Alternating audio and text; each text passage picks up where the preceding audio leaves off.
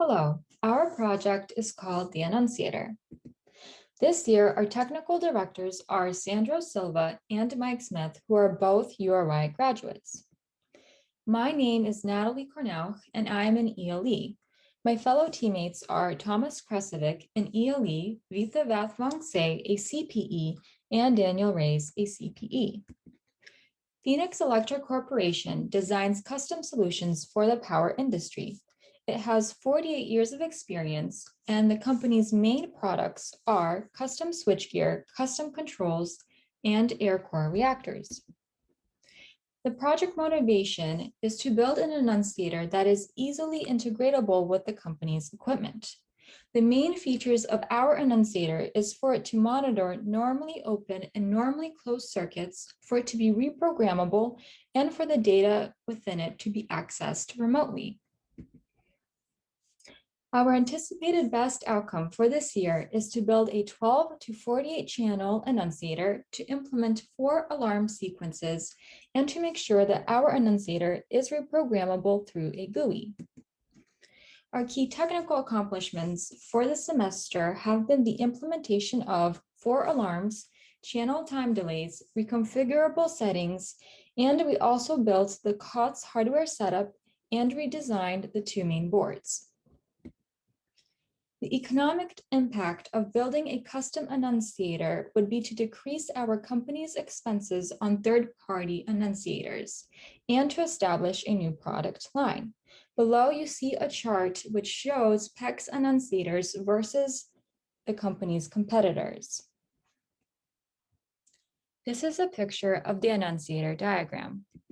For my technical contributions this semester, I worked on redesigning the main annunciator board. My design started out with the microcontroller.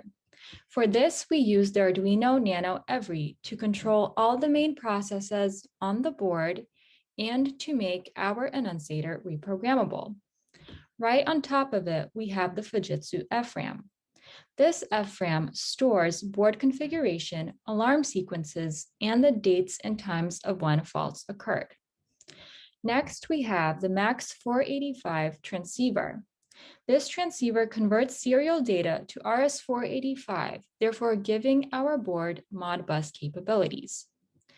Right below it, we have the Maxim integrated real-time clock. This real-time clock is responsible for alarm delays and for giving the date and time. Right below it, we have the J1 connector. It gives 12 volts VDC to the annunciator. Lastly, we have 3 push buttons. These are used for acknowledging, resetting, and testing the alarms. For next semester, my technical contributions will be debugging the annunciator board, adding fiber optic, and implementing Modbus. Since most of the hardware has already been added for implementing Modbus, I will be helping the computer engineers implement its software. Additionally, we are going to add fiber optic to the annunciator so that we can achieve long-distance communication. This is because the Modbus can only transfer data up to 4,000 feet.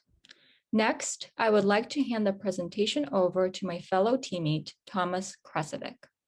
Hi, my name is Thomas, and the main focus for my contributions are the section on the left side of the diagram, where the annunciator board focuses on the parts of the system essential for the annunciator to operate. The LED board is composed of the components that can help support a 48-channel annunciator system. As the diagram here shows, that means the I/O expanders, which communicates directly with the LED's normally open, normally closed channels, and the common alarm are given direction by the master Arduino.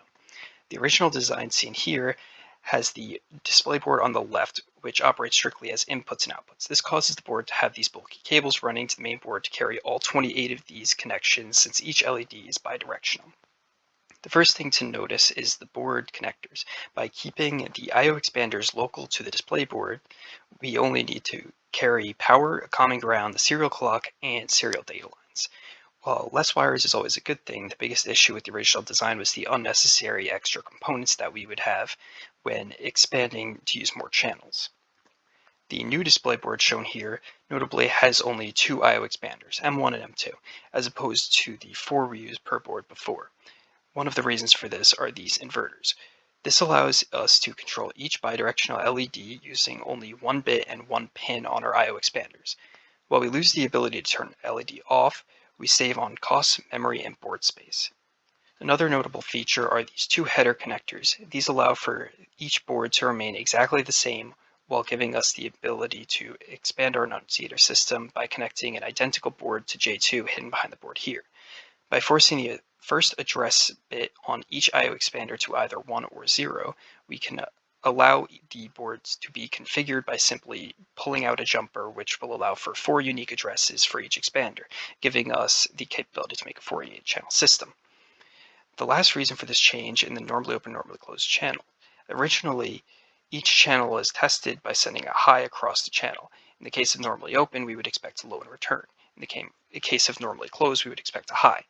Since we are always sending a high, the I/O output doesn't matter, so rather than using 12 additional spaces of I/O, instead we are using 1 here, sparing us from the second additional I/O expander.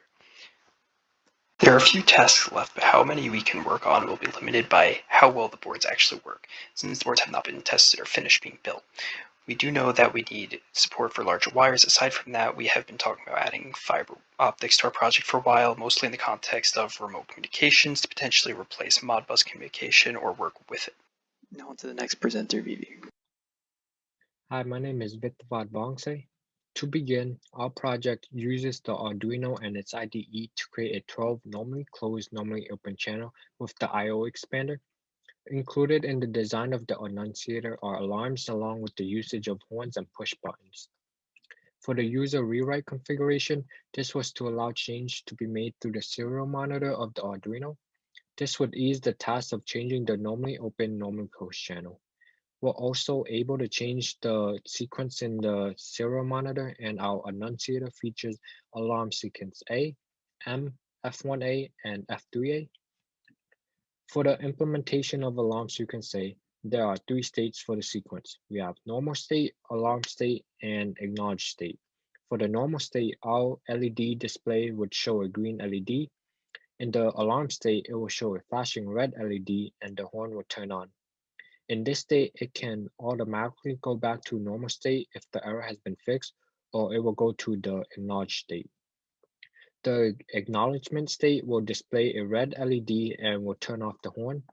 The channel will stay in this state until the error has been fixed and will return to normal state. Similar to alarm sequence A, Sequence M uses a manual reset button to return our channel to normal state. In this design, our channel will always go to the acknowledge state and wait for the reset button to be pressed. The visual and the audio operations are the same for Sequence A and Sequence M.